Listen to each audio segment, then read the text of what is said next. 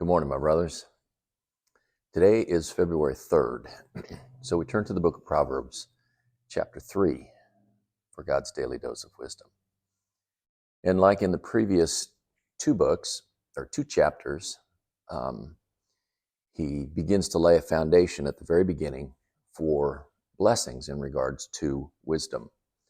So we're going to read verses 1 through 4, and then verse 3 we're going to dive deep into. So 1 through 4. My son, do not forget my teaching, but let your heart keep my commandments.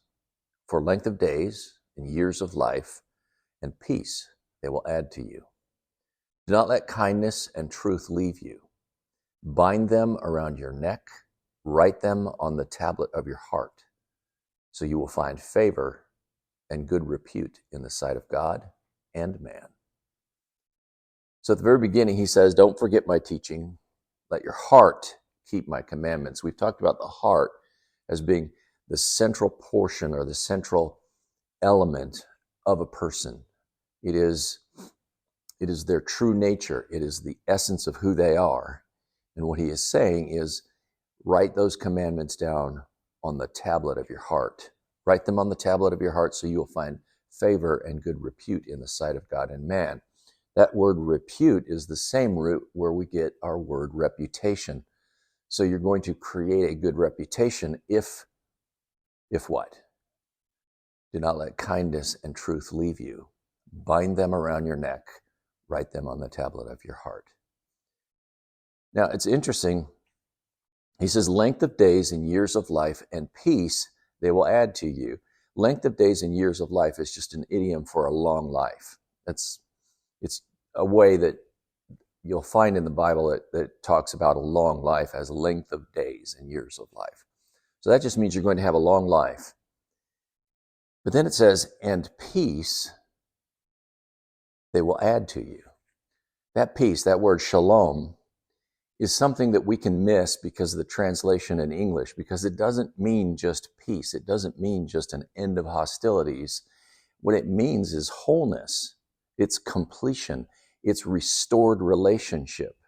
That's what shalom means. Shalom is much more than just peace. It is completion. It is healing. It is the total package of not just being out of a season of war, but it's being in a season of wholeness. Peace will be added to you.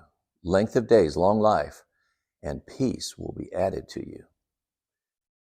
It says, do not let kindness and truth leave you. That word kindness is chesed.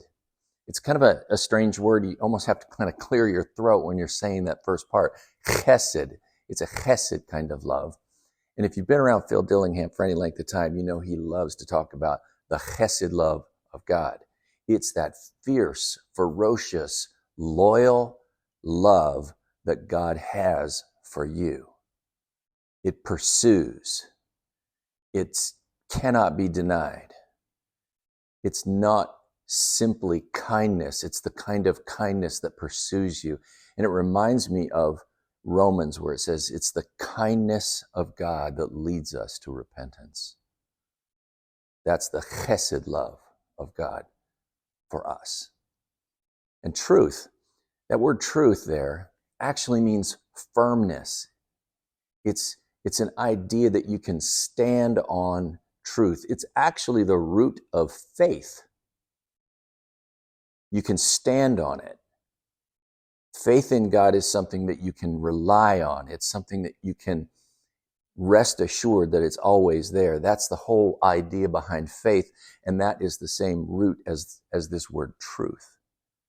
Do not let kindness and truth leave you. You know, in a world that is so full of people who are ready to take offense, ready to be, what's the word? We live in a world that is sincerely lacking kindness and truth. And what Solomon and what God is telling us this morning is that we need to let kindness and truth never leave us. Bind them around our neck. Write them on the tablets of our heart so that you'll find favor and good repute in the sight of God and men. God's antidote for a society that is quick to take offense, quick to be offended, is kindness and truth. It's that chesed love of God that should flow out of us because God has poured so much of it into us. My prayer for us today is that we would let kindness and truth be the adornment of our neck, that we would wear it in a way that it's so evident to other people around us, because that's the antidote to society's quick to offend attitude and perception. Society is in short supply of kindness and truth. So I pray that we would be messengers, bearers of kindness and truth out into the world that needs it so much. I love you, my brothers. Go out and make a difference in someone's life today. God bless you.